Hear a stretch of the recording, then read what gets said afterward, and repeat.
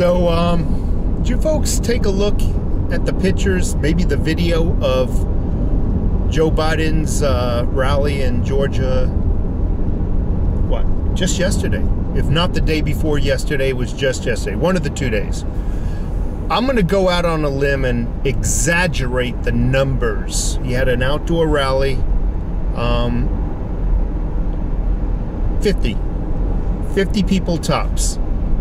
And I think I'm over exaggerating. And this was, again, an outdoor event. Just type in Google, you know, Joe Biden, Georgia rally. You'll see what I'm talking about. The point I'd like to make, I mean, we're all used to seeing those small rallies of his. But before, he was just a candidate. But now he's supposedly the president-elect. So that would honor a little bit more fame, a little bit more notoriety. You would think it'd be a large crowd, you know, 5, 10, 15, or Trump size. No, 40 or 50 people showed up.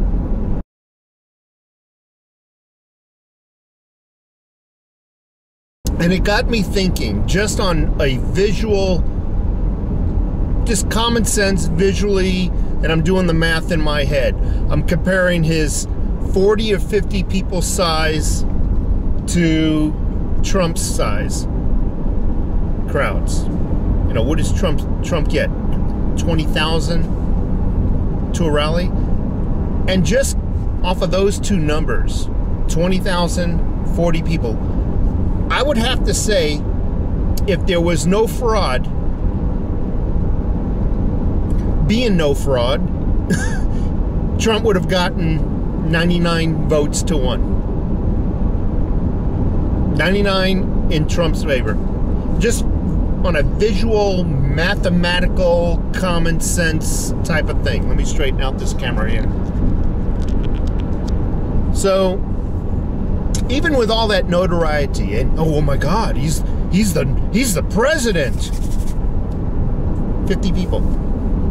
Come on, folks. Even the Democrats, you got to admit there's something funky going on there, right? Right. For many years now, doing videos, I've always said slavery never ended. It was perfected. And it's a true statement. Slavery never ended. It has been perfected. They've been stealing elections, in my best guesstimate, since 2002, maybe 2002, somewhere in there, after they got us off the paper Chad ballots.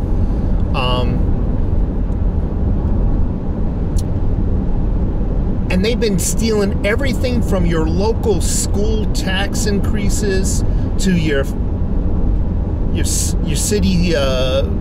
city council boards, everything on up.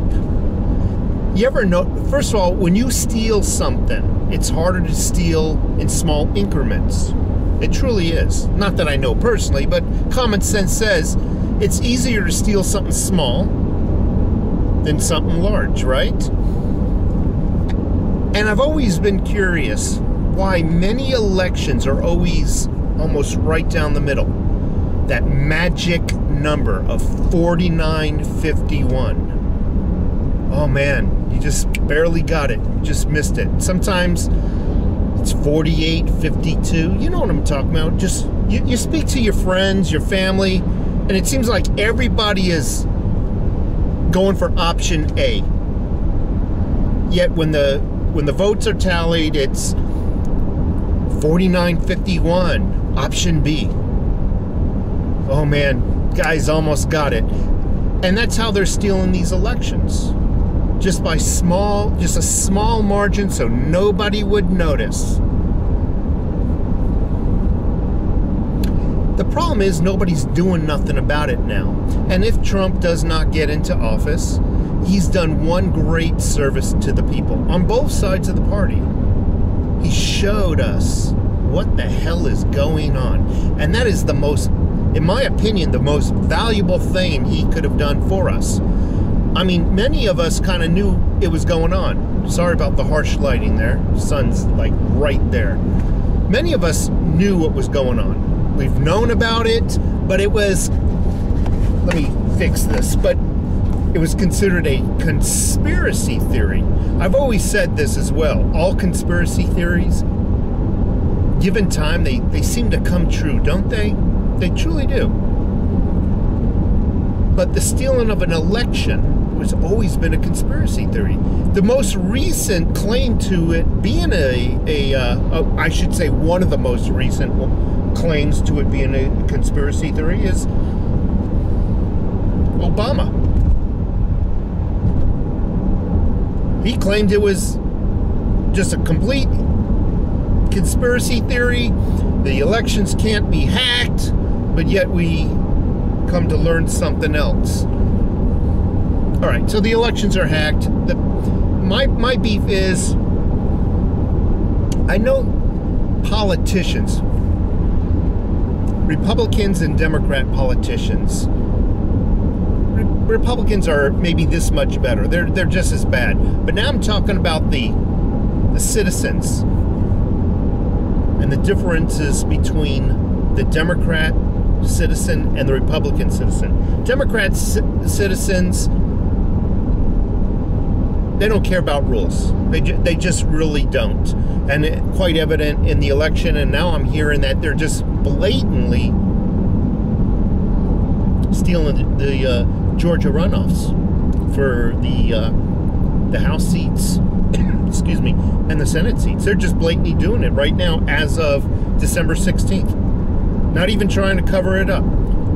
They don't care about laws. The Republicans, on the other hand, I'm talking about citizens, not the government, they're always, in my opinion, rule-oriented, law-oriented. It's against the law. I can't do that. I think, in my opinion, it's time for people, and I'm not advocating violence, but what I'm advocating for is a little bit more force. You know what I'm saying? A little bit more oomph in their fight. I'm tired of hearing these pundits, these Republican pundits, get on television. We've been fighting this for 2-3 weeks now. Well, how you been doing this? Well, we've been signing affidavits, and we've been documenting and video recording and doing interviews, and then we're submitting. That's not fighting. I'm sorry, that's not fighting. You're, in my opinion, using a system of affidavits and court documents and what have you, a system of legality, a legal system that was created by, you guessed it, the corrupt system. You're using their system to fight them. It makes no sense in my mind. And that is why the Democrats consistently keep winning their little battles. In my opinion, they're not using, they're going outside of that system that was created. And I think Republicans need to just man up, toughen up, and fight fire with fire, in my humble opinion.